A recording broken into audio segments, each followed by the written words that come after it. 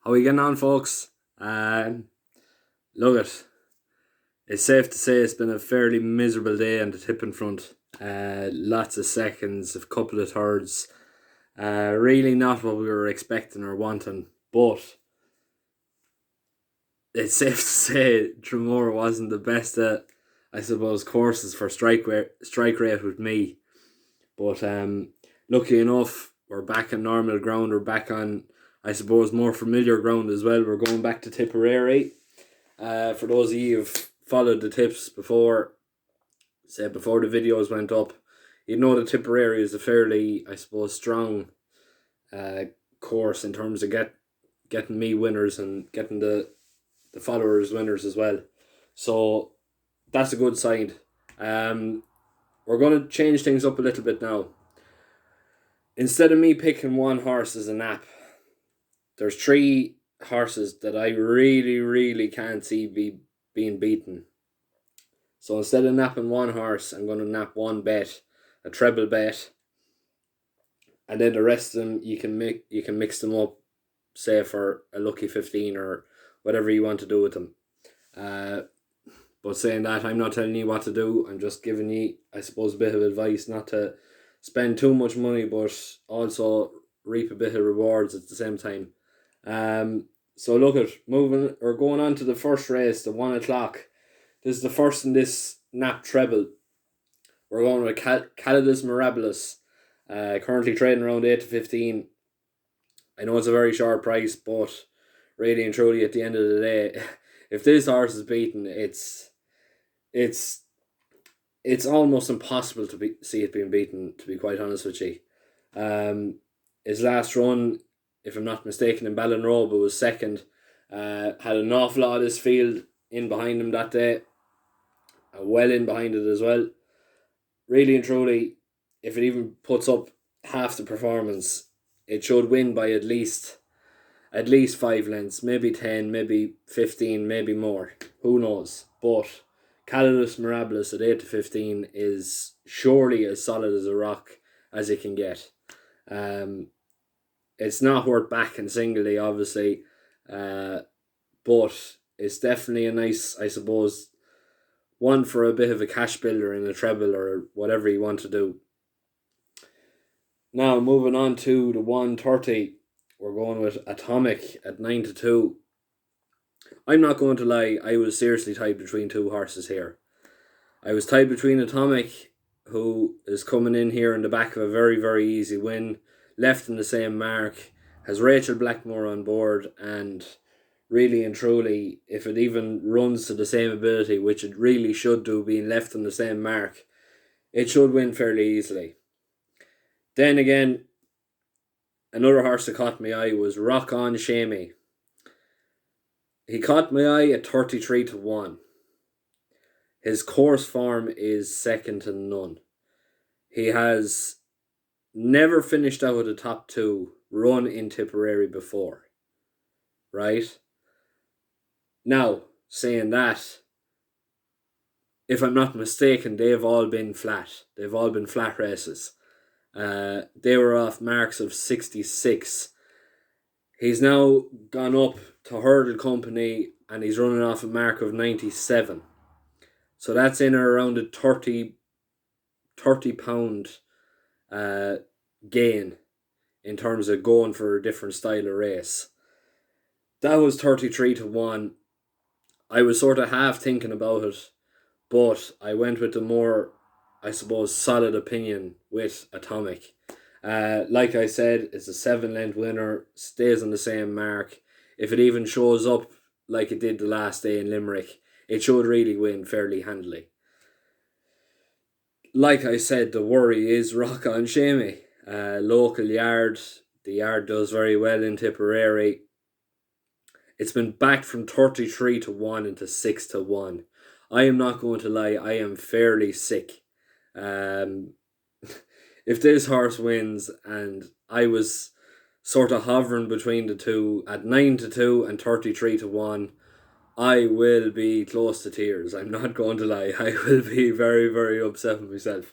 But look, we may as well stick with what I suppose we've gone with we may as well stay confident. Rachel Blackmore's a brilliant lady, and Atomic 9-2. It looks to be a fairly nice price for it. I know it's favoured, but really and truly is coming in the back of a win off the same mark. Who knows what this horse is going to be like? It really should be very, very close at the end of the day. Now, moving on to the 2 o'clock. This is the second horse in the treble. We're going with Willie Mullins and Paul Townend teaming up again. That's, of course, Fitness or Finest Evermore at 1-2. Like I said, is coming in the back of a very easy Cork bumper. Willie's really, I suppose, turning the screw, and he always has done with first-time hurdlers. They're always well prepared and they're always ready to go. Especially when Paul Townend was on board. I didn't realise Dicer Diamond was Paul's only ride of the day today, in Tramore, and I was fairly sickened to see it. But look, it's hard to see past this. It's hard to even, I suppose, think of a danger, to be quite honest with you. Really and truly, the second favourite is sort of a half danger, but I honestly can't see it being bet. Really and truly, Willie is the king of kings in Irish racing, and it should be very hard beaten. Now, moving on to the 2:30, we're going with the next best bet of the day. This is the only singular horse I'm going to single out. We're going with Hum Baby at 8-1. Paul Townend again takes the ride. Former course and distance winner over hurdles.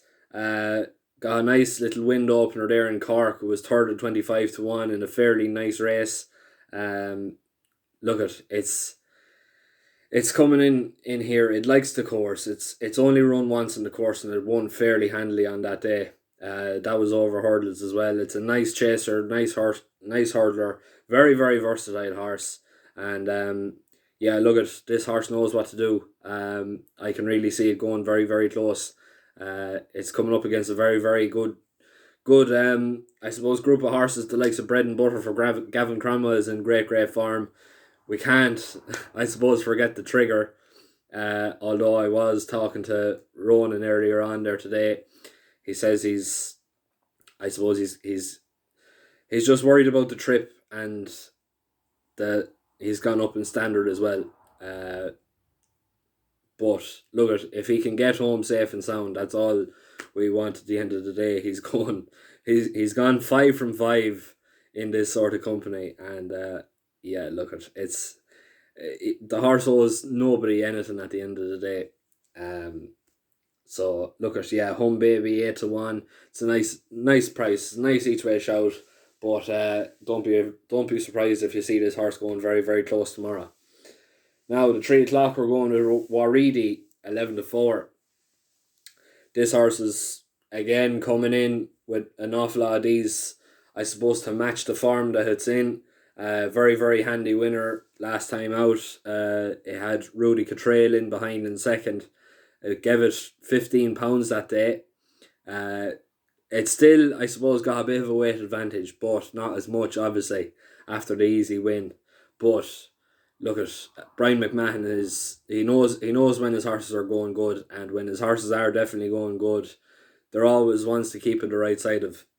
This Waridi looks to be a nice sort, and Dennis O'Regan knows how to ride him.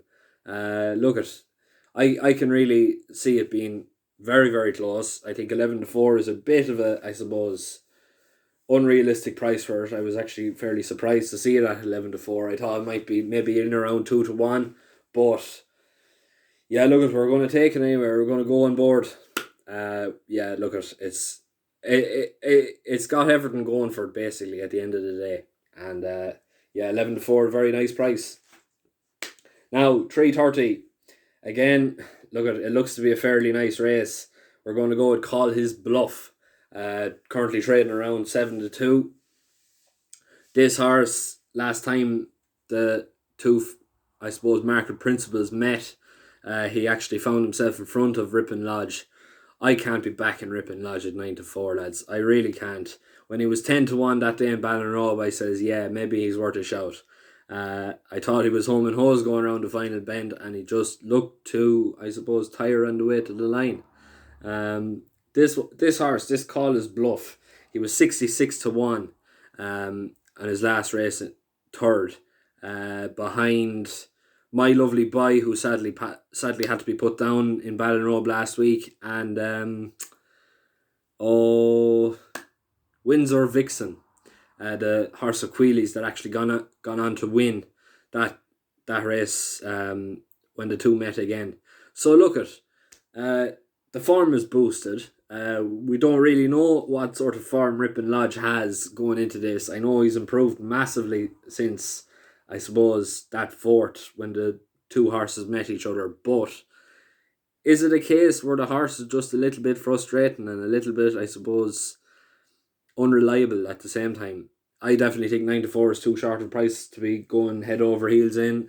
This horse is beaten it. I know it hasn't actually won his race, but he's actually beaten Ripon Lodge before. He bet him into third, and Ripon Lodge in fourth. So look at, he was 2 lengths in front of him that day.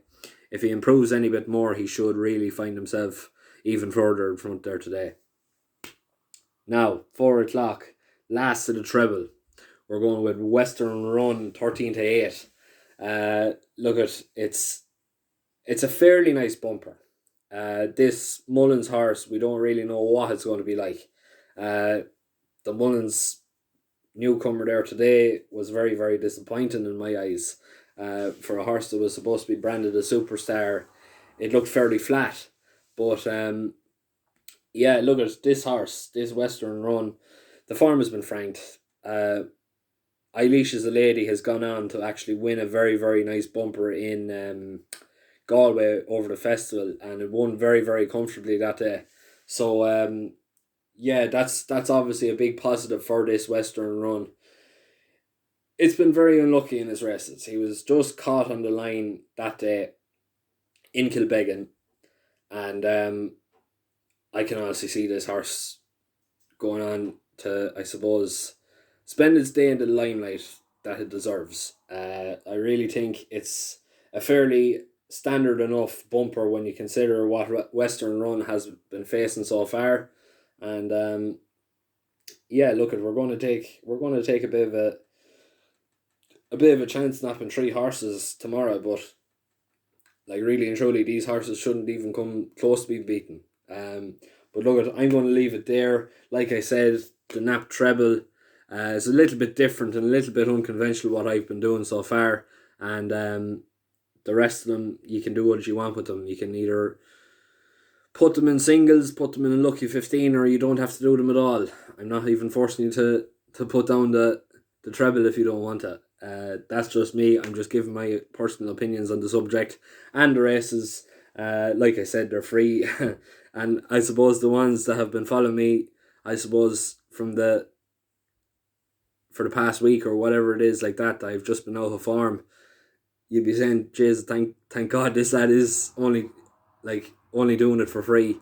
But look at, we're going to take a bit of a chance. Tipperary is a fairly nice course in terms of getting winners for me over the past, and yeah, hopefully it's going to be a very nice day for us again now tomorrow. But I'm going to leave it there. So thanks very much. Make sure to like, share, and subscribe. Thanks very much.